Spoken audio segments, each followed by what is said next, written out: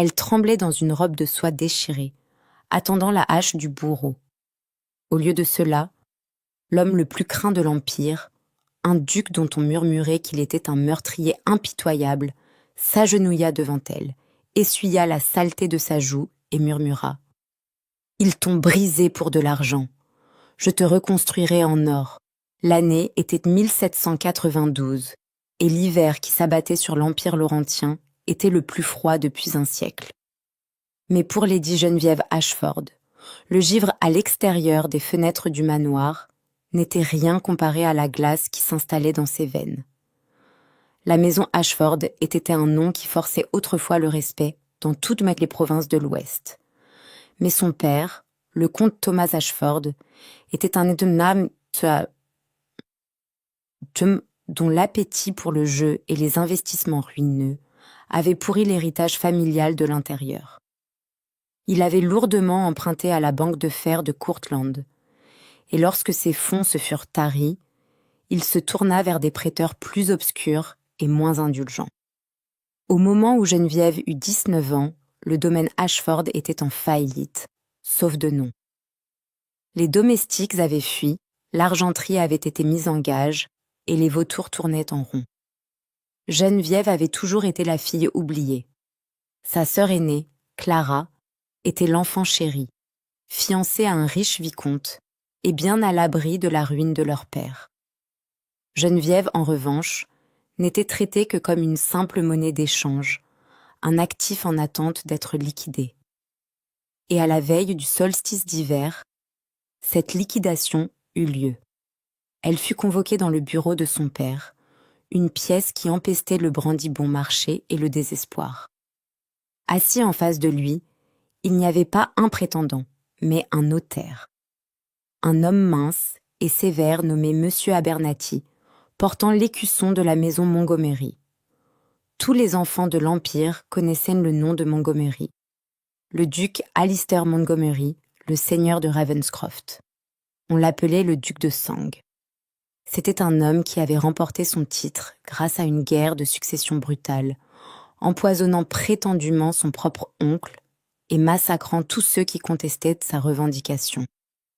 Des rumeurs tourbillonnaient dans les salons de la haute société, selon lesquelles il avait déjà enterré 2 fiancées dans des circonstances mystérieuses.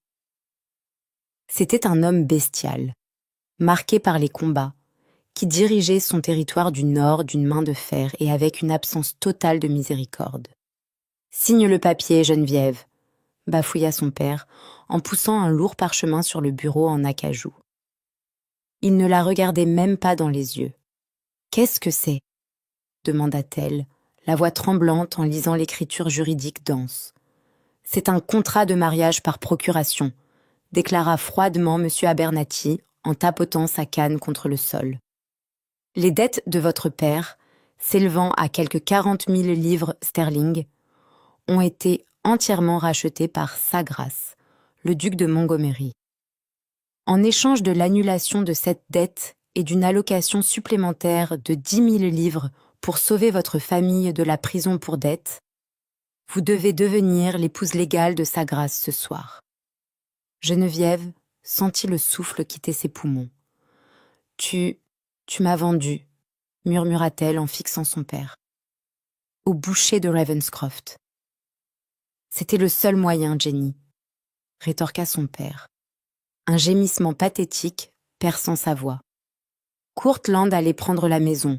Ils allaient me retirer mon titre. Le duc a fait une offre très généreuse. Tu seras duchesse. Tu devrais me remercier. Il n'y eut pas de grand mariage. Il n'y eut pas de robe blanche, pas de chorale, pas de vœux échangés devant un prêtre. » Sous les yeux morts et attentifs du notaire, Geneviève fut obligée de signer son nom sur la ligne, liant son âme et sa vie à un homme qu'elle n'avait même jamais rencontré. Un homme connu uniquement pour la mort. Dans l'heure qui suivit, elle fut entassée dans une voiture noire sans armoirie. Sa sœur Clara se tenait sur les marges du manoir, ne pleurant pas, mais semblant visiblement soulagée que ce soit Geneviève qui soit envoyée à l'abattoir et non elle. Le voyage vers le nord dura 4 jours éreintants. alors que la calèche grimpait plus haut dans les pics déchiquetés des montagnes d'Etelgard. Le monde se transforma en un paysage morne, de pierres grisées et de pins noirs. Geneviève restait assise, en frissonnant dans son fin manteau de laine, son esprit s'emballant avec des visions terrifiantes de ce qui l'attendait.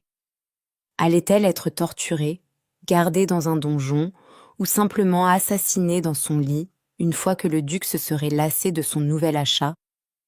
Elle connaissait l'histoire du monde.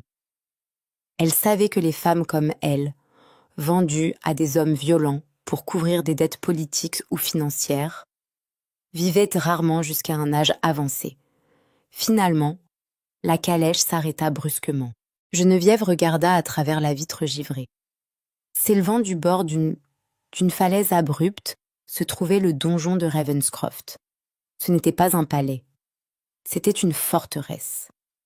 Des tours de pierre noire perçaient les lourds nuages et des gargouilles grondaient depuis les remparts. Cela ressemblait à un endroit où l'espoir allait mourir. Les immenses portes de fer s'ouvrirent dans un gémissement et la calèche pénétra dans la cour.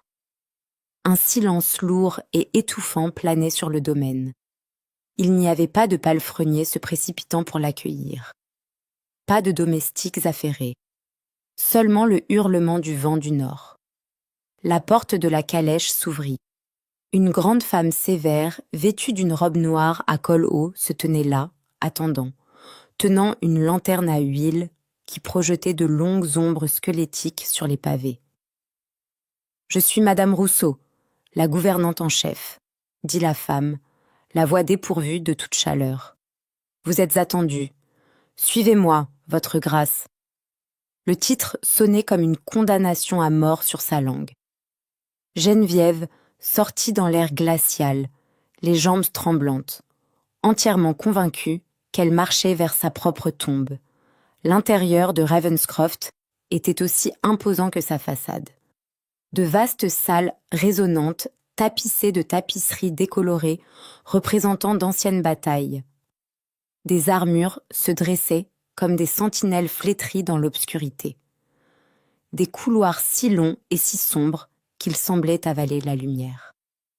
Geneviève suivit Madame Rousseau dans un grand escalier majestueux.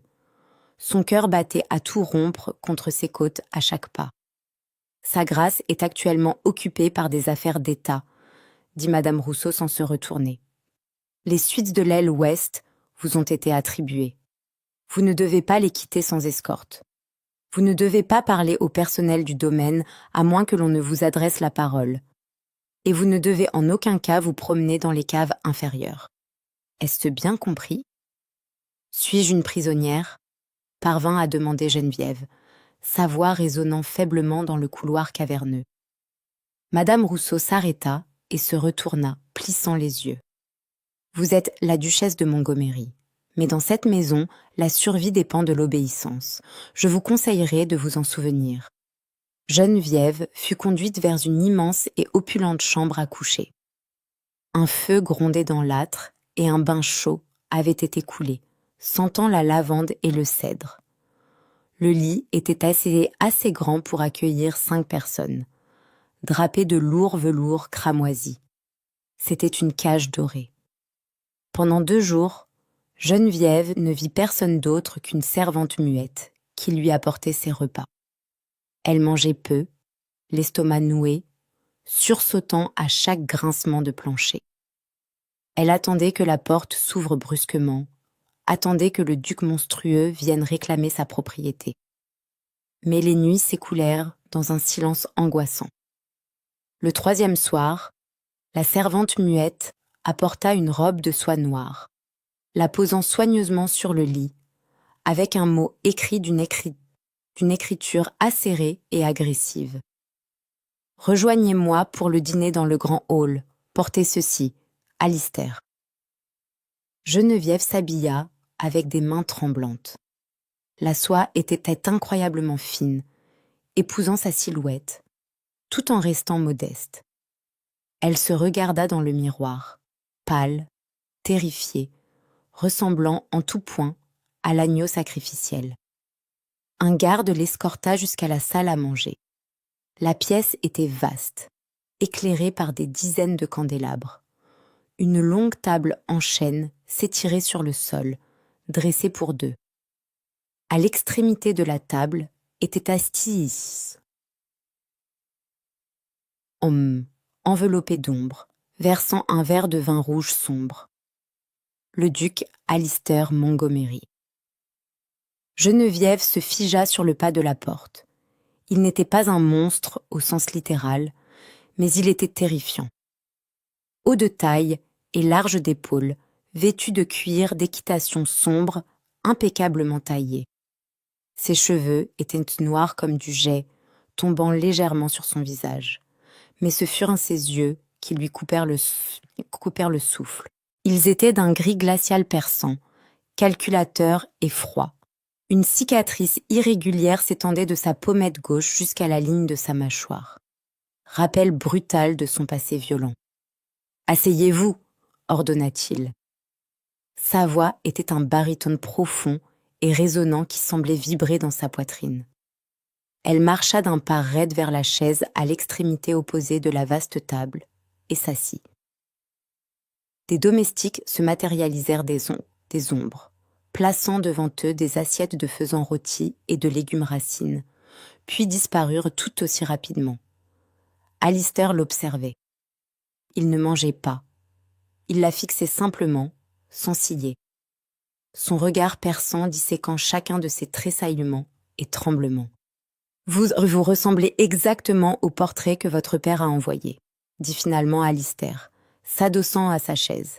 « Bien que vous ayez l'air de vous attendre à ce que je vous découpe pour vous servir au chien. » Geneviève déglutit avec difficulté, se forçant à trouver une once de dignité aristocratique. « Ne devrais-je pas m'y attendre, votre grâce ? L'Empire vous appelle le duc de sang. Vous m'avez acheté comme une jument de prix pour régler un livre de comptes. » Une lueur de quelque chose, d'amusement, de colère, traversa ses yeux gris. « Je ne vous ai pas acheté pour régler un livre de comptes, Geneviève. Et malgré ce que disent les commérages dans la capitale, je n'ai pas pour habitude de tuer des femmes innocentes. Mes ennemis, oui, mais pas mes épouses. » Qu'est-il arrivé aux autres, alors ? La question lui échappa avant que sa terreur ne puisse l'arrêter. La température dans la pièce sembla chuter de 10 degrés. La mâchoire d'Alistair se contracta, tendant la cicatrice sur sa joue. Elles sont mortes parce qu'elles n'ont pas écouté mes avertissements. Une erreur que j'espère que vous ne répéterez pas. Avant que Geneviève ne puisse assimiler cette sinistre menace, Alistair se leva soudainement. Il marcha lentement le long de la table vers elle. Geneviève pressa son dos contre sa chaise, sa respiration saccadée, alors que sa carrure massive se penchait sur elle. Il tendit le bras, sa main gantée de cuir, se dirigeant vers son visage. Elle ferma les yeux fermement, se préparant à être frappée. Au lieu de cela, ses doigts s'enroulèrent autour du pied de son verre de vin. Il souleva le gobelet en argent, inspectant le liquide rouge sombre à l'intérieur. Puis il tourna son regard vers les ombres dans le coin de la pièce. « Thomas », dit Alistair, sa voix d'un calme mortel. Un jeune valet s'avança, le visage entièrement vidé de ses couleurs. « Oui, votre grâce ? Vous avez versé le vin de la duchesse, n'est-ce pas ? Oui, votre grâce. » Alistair tendit le gobelet. « Buvez-le. » Les yeux du valet passèrent frénétiquement du duc à la porte. « Monseigneur, ce n'est pas ma place de boire à la table du maître. »« Je vous en donne la permission, » murmura Alistair, sa voix descendant dans un registre terrifiant. « Buvez le vin. » Le valet détala soudainement, se lançant dans un sprint désespéré vers les lourdes portes en chêne. Il ne fit pas 3 pas. Avec une vitesse tout à fait anormale pour un homme de sa taille, Alistair traversa la pièce, attrapa le serviteur par l'arrière de son col et le projeta brutalement sur la table à manger, brisant les assiettes. Geneviève hurla, bondissant de sa chaise. Alistair cloua l'homme qui se débattait avec une main, lui ouvrant la mâchoire de force avec l'autre. Il versa le vin directement dans la gorge du valet, le forçant à avaler. Puis, il jeta l'homme toussant sur le sol en pierre. En quelques secondes, le valet commença à s'étouffer. De la mousse blanche bouillonna sur ses lèvres, ses yeux se révulsant dans sa tête. Son corps fut pris de violentes convulsions contre les pierres pendant quelques instants horribles avant de s'immobiliser complètement. Mort. Geneviève recula contre le mur, se couvrant la bouche pour étouffer ses sanglots, tout son corps tremblant violemment. Elle venait d'assister à un meurtre. Les rumeurs étaient vraies. C'était un monstre. Alistair se tenait au-dessus du cadavre, réajustant ses manchettes avec un sang-froid glaçant. Il se tourna vers Geneviève, l'expression illisible. « Belladone », dit simplement Alistair en montrant le mort du doigt. Inodore, amer au goût, mortel en 1 minute. Très populaire parmi la faction de Courtland dans la capitale. Il fit un pas vers elle. Geneviève se recroquevilla, des larmes coulant sur ses joues. « Ne me touchez pas !» cria-t-elle.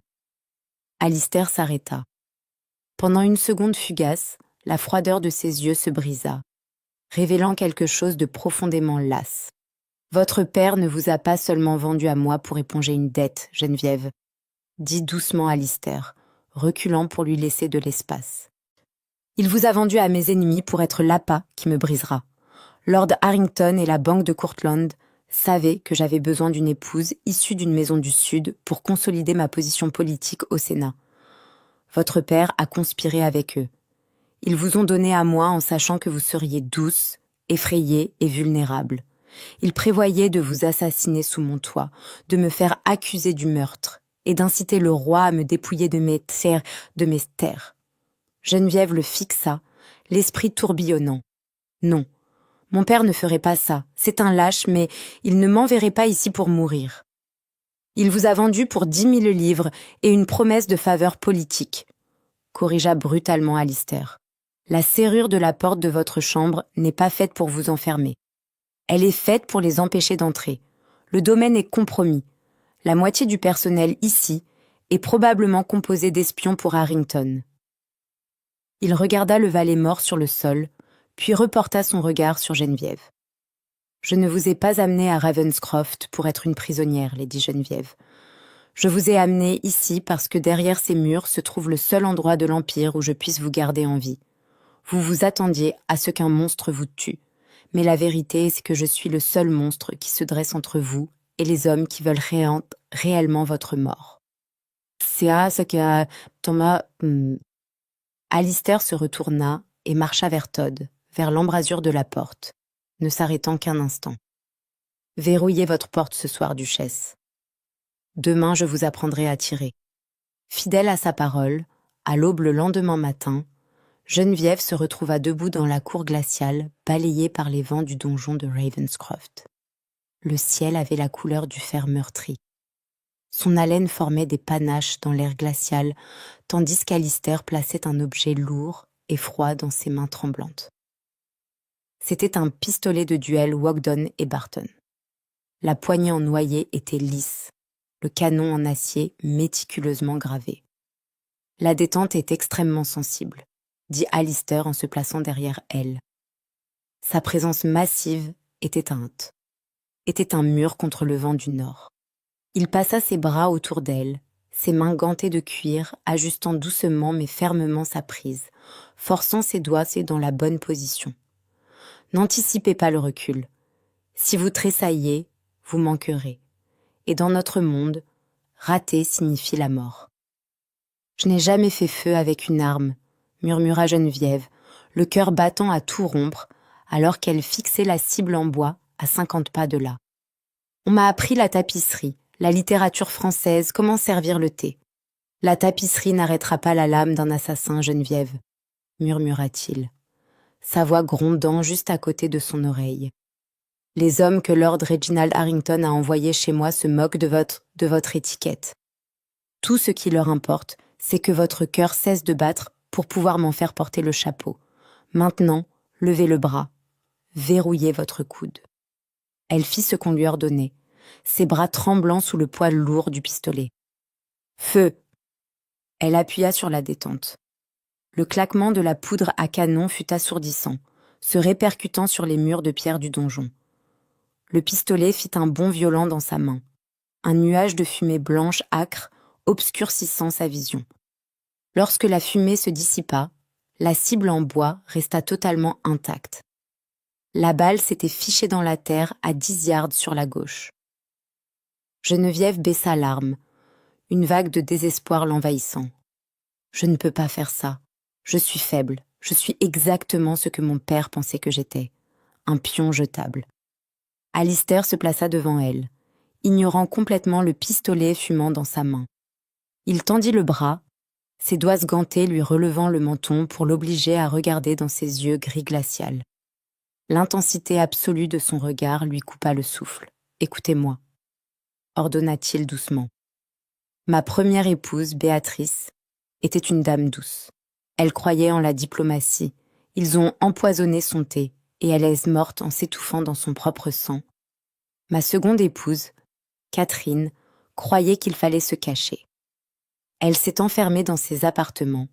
Ils ont soudoyé sa garde et l'ont jetée du balcon. Je n'ai pas pu les sauver. J'étais trop lent. Mais je serai damné jusqu'aux fosses les plus basses de l'enfer, avant de laisser la faction de Cortland prendre une autre femme de ma maison. Il lui prit le pistolet des mains, le rechargea avec une vitesse terrifiante et le replaça dans sa paume. Vous n'êtes pas faible, Geneviève. Vous avez survécu à un père qui vous a vendu, à un voyage qui brise des hommes-fesses et à une cour de vipères. Vous avez un feu en vous. Arrêtez d'essayer de l'éteindre. Maintenant, visez. Geneviève prit une profonde et tremblante inspiration.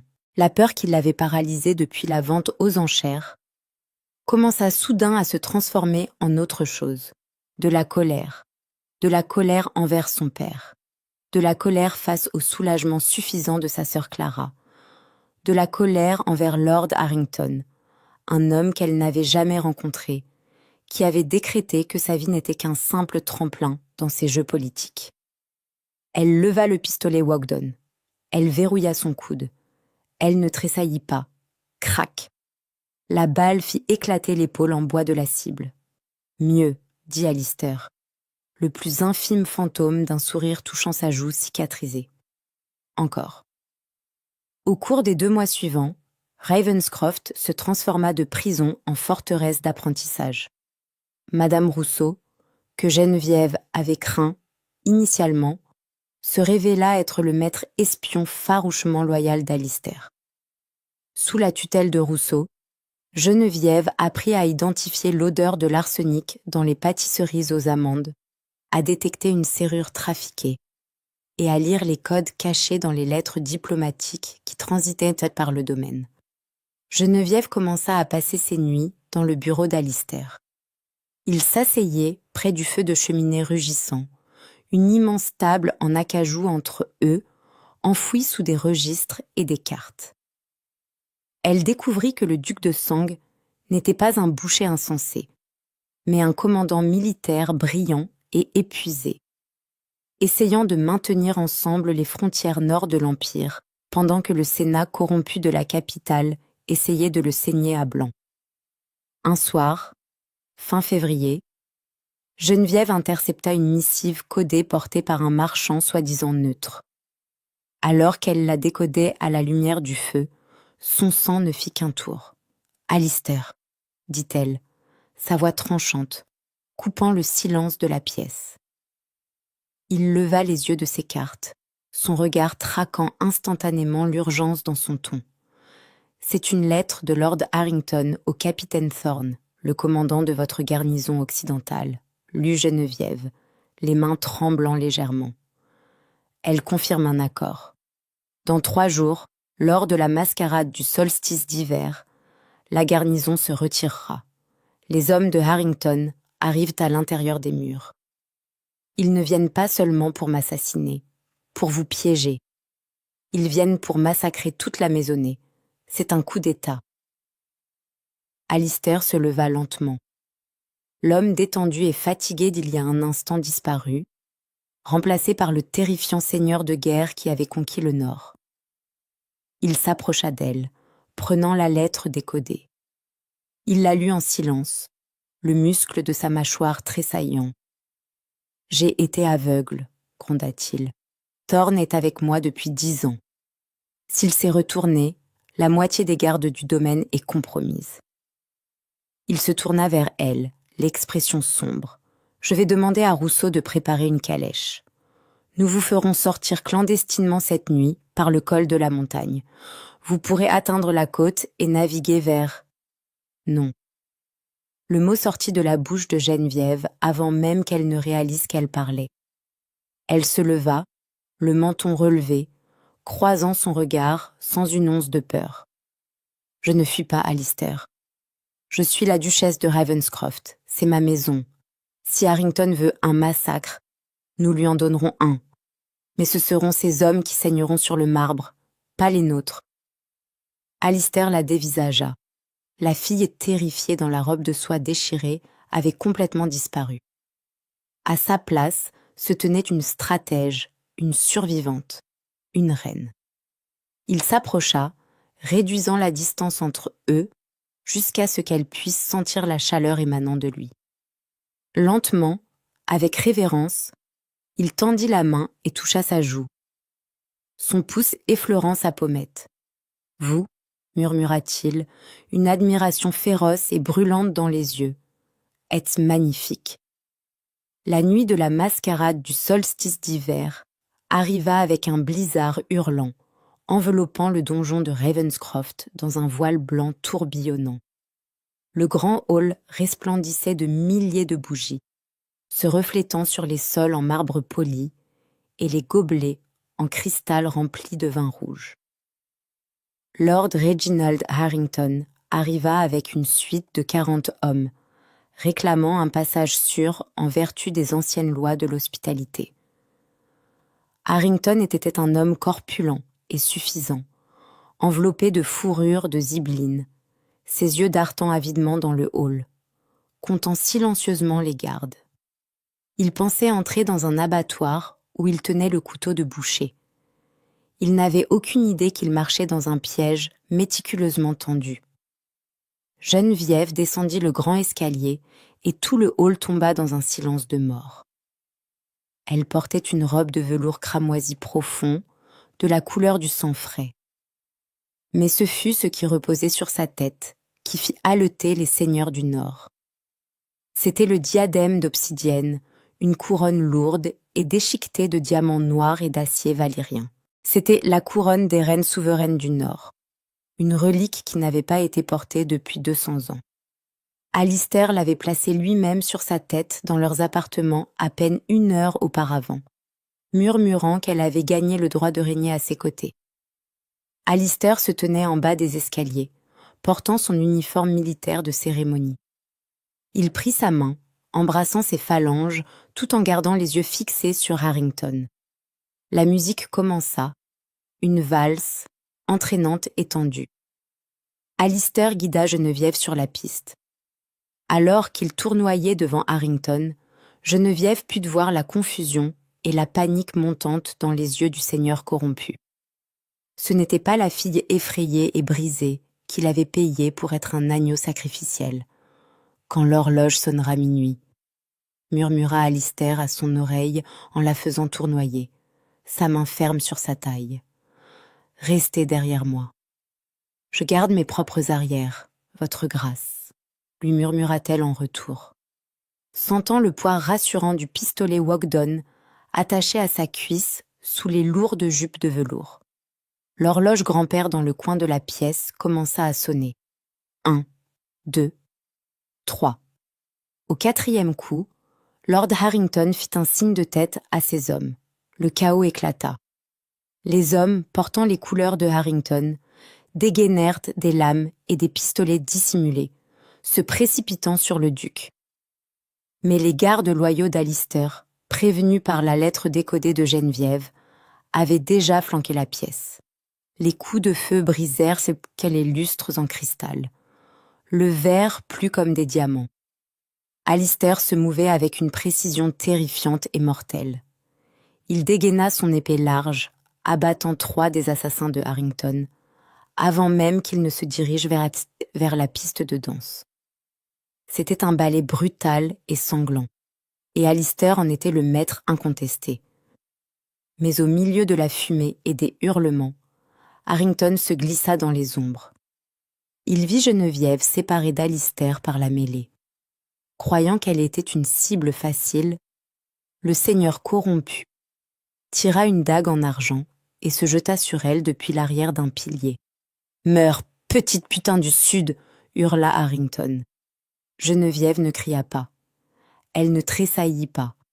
Elle pivota sur son talon, ses jupes de velours s'évasant, et dégaina le pistolet Wogdon d'un mouvement fluide.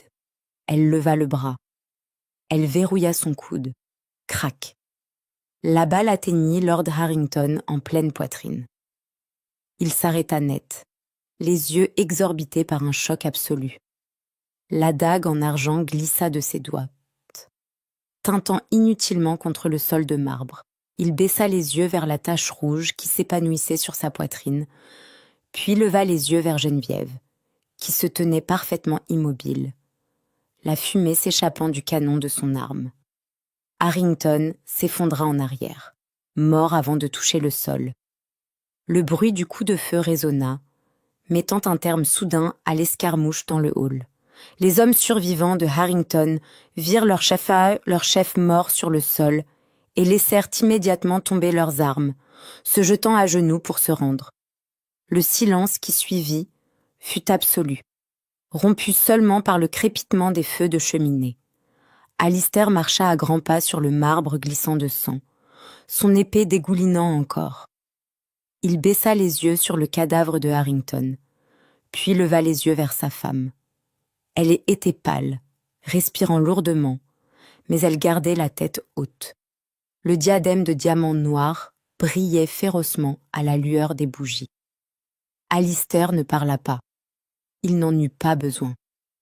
Devant les seigneurs du Nord restants, les gardes survivants et les espions terrifiés de la capitale, le duc de Sang rengaina son épée et mit un genou à terre devant Geneviève. Il inclina la tête, un geste d'allégeance ultime envers la femme qui venait de lui sauver la vie et de sécuriser son empire. Le hall entier fit de même, hommes et femmes se mettant à genoux, emplis d'effroi et de respect. Elle avait été vendue comme un sacrifice, destinée à mourir tremblante dans l'obscurité. Au lieu de cela, elle avait traversé le feu, revendiqué la bête comme son égale et saisi la couronne. Geneviève Ashford était morte. La reine du Nord était arrivée, et que le ciel vienne en aide à quiconque oserait se dresser contre elle. La transformation stupéfiante de Geneviève, d'un simple pion à une reine, vous a-t-elle laissé sans voix?